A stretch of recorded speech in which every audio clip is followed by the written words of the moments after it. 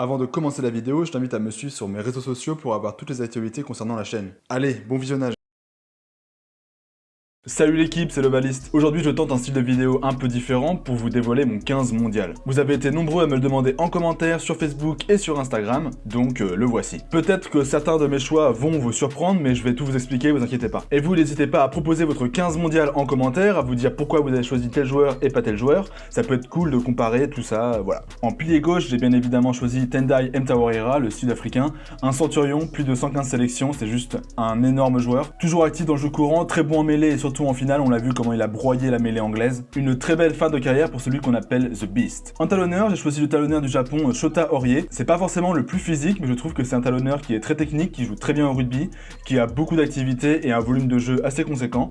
Et franchement, il a fait une très belle Coupe du Monde. En pilier droit, bien évidemment, pour moi, c'est Kyle Sinclair, pièce maîtresse du jeu anglais, capable de défier la défense et de créer de l'avancée. Il a une belle tenue en mêlée également, et je pense que son absence a vraiment manqué pour son équipe en finale. Je le trouve très intéressant dans son rôle de pivot et de leurre qui permet de lancer l'attaque anglaise également. En deuxième ligne, pour moi, c'est le géant sud-africain Eben Etzebeth, qui est un colosse toujours à la pointe du combat, un monstre de physique. Franchement, c'est un superbe joueur. En l'autre deuxième ligne, bien évidemment, il a crevé l'écran lors du match face aux All Blacks. Pour moi, c'est Maro Itoje qui est le meilleur deuxième ligne du monde, pour moi. Moins physique qu'un Etzebeth, mais il est plus mobile. Son match contre les Blacks en demi-finale a été une copie parfaite, au plaquage, au grattage, en maul, en attaque. Pour moi, c'est la polyvalence à l'état pur. En troisième ligne, côté fermé, du coup, en numéro 6, je verrais bien Sam Underhill. Il a vraiment explosé avec cette Coupe du Monde. Un joueur très puissant qui est bas sur les appuis, un véritable poison dans les rucks et un mur en défense. De l'autre côté de la mêlée, côté ouvert, je prendrais Peter Steve du Toit, qui a fait une Coupe du Monde très aboutie avec beaucoup d'activité au plaquage et même en attaque. Très coureur qui se déplace facilement durant tout le match malgré sa grande taille. Peter Steve du Toit, un joueur de classe mondiale évidemment. En 8, alors j'ai beaucoup hésité, j'aurais aimé mettre Savea parce que je trouve que Savea est un joueur magnifique,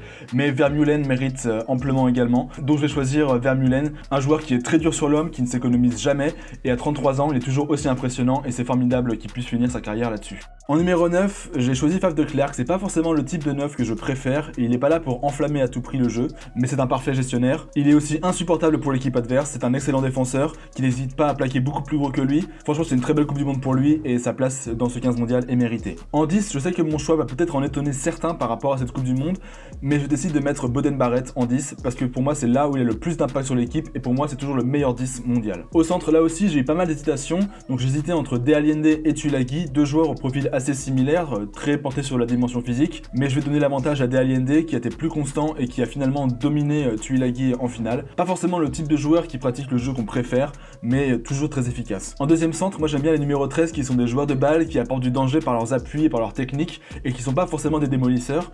Donc deux joueurs m'ont tapé dans l'œil, pour moi c'est Lafaele, le centre japonais, et bien sûr Verimi Vakatawa, que je ne pensais pas voir là avant la Coupe du Monde, mais je vais donner quand même l'avantage à Lafaele, notamment pour ses matchs face à l'Écosse et à l'Irlande, mais Vakatawa mérite amplement.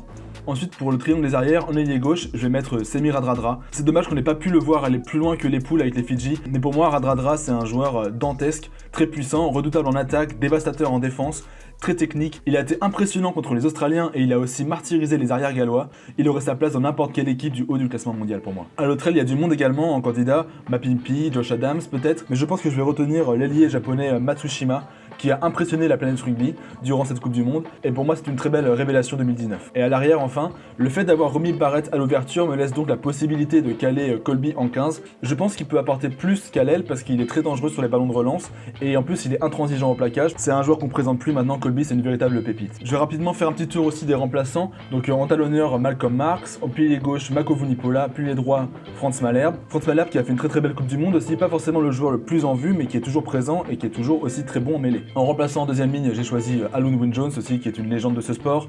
En numéro 20, du coup, troisième ligne, ce serait Savea, qui peut jouer en 8, en 7 ou en 6. En numéro 9, j'ai choisi le 9 du Japon, Nagare, que je trouve qui a fait une très belle Coupe du Monde aussi. En remplaçant demi d'ouverture, bien évidemment, c'est Pollard. Pas forcément le type de joueur non plus que je préfère voir évoluer à l'ouverture, mais qui est solide, qui a un très bon pied, et franchement qui apporte beaucoup de sérénité. Et bien sûr, en numéro 23, en 3/4 remplaçant, je mettrais Verimi Vakatawa, qui est polyvalent, très puissant. On le présente plus, et même il aurait pu avoir sa place dans le 15 de départ. Donc voilà, c'était mon 15 mondial. Dites-moi ce que vous en pensez vous. Dites-moi aussi ce que vous pensez de ce type de vidéo. Est-ce que vous préférez quand je suis en face cam ou quand c'est ce genre de vidéo avec un peu de montage? Là en ce moment j'expérimente un peu parce que j'ai fait beaucoup de même format durant la Coupe du Monde et j'aimerais bien trouver un autre type de truc à faire. Donc voilà, si la vidéo vous a plu, n'hésitez pas à mettre un pouce bleu, à la partager, surtout abonnez-vous et activez la petite cloche pour avoir toutes les notifications. Dites-moi en commentaire également quelle sélection vous auriez fait à ma place. D'autres vidéos vont arriver, moi je vous dis à la prochaine et n'oubliez pas que chez nous le rugby, c'est une coutume.